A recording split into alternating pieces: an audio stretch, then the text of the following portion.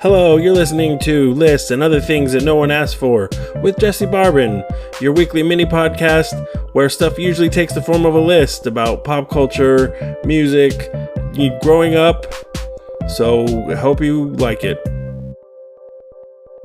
I've always been of the opinion that Thursday night is the best part of the weekend. It's when there is the most possibility.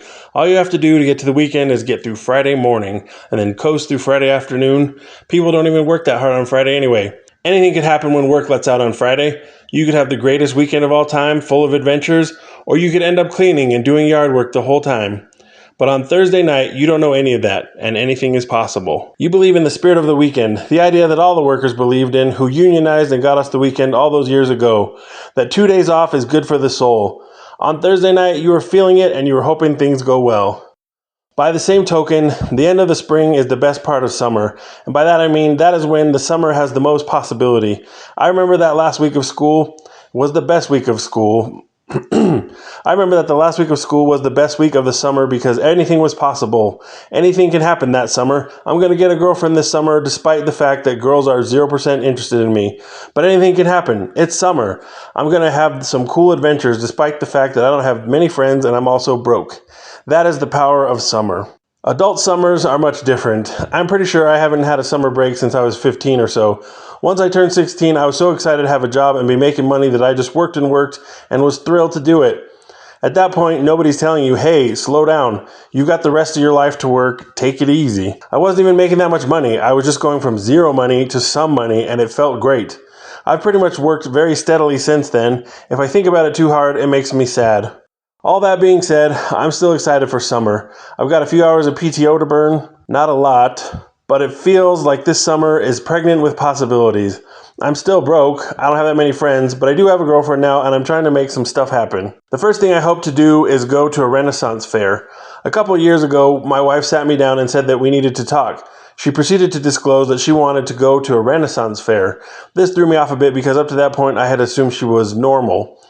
We worked through it as a couple, and eventually we went to a Renaissance fair near us. I was just surprised that they have a Renaissance fair near us.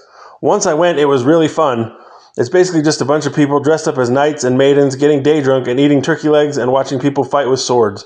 You can throw an axe, you can watch a weird medieval play, you can wind a maypole, which I think is a plot point from Midsummer, but is totally harmless in this context.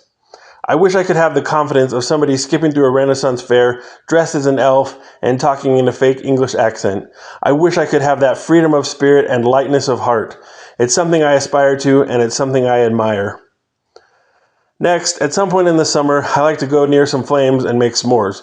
I love s'mores, and I would love them more if it weren't so messy. I think the problem is you're making the messiest dessert in a camping scenario where there's usually not adequate running water and soap, so the rest of the evening is going to be a bit sticky. It's generally worth it because that's the only time in the year that you get to put graham crackers, marshmallows, and Hershey bars together.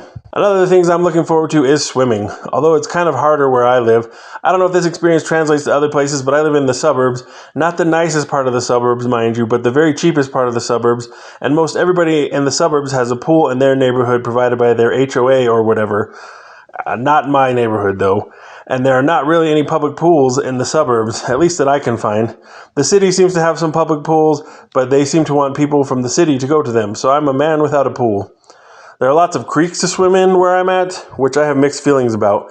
My kids love to get into a creek and splash around and drink all the water and flirt with giardia.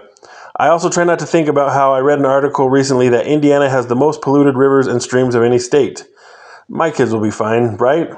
They probably don't want to have kids of their own anyway. The peak of summer is always the 4th of July for me, and the main reason for that is fireworks. The same lax laws that allow the rivers and stream to be crazy contaminated also allow the sale of some pretty gnarly fireworks, so I guess it's a fair trade. Things will be blown up in the name of freedom. Thanks for listening. I'll be taking a 2-week hiatus from posting, so my next post will be on June 24th, 2024. I might even get it out on a Monday. Only time will tell. Thanks for listening. I appreciate it. If you prefer reading, there's a Substack. You can talk to me on any social medias at Jesse Barbin. Have a good week.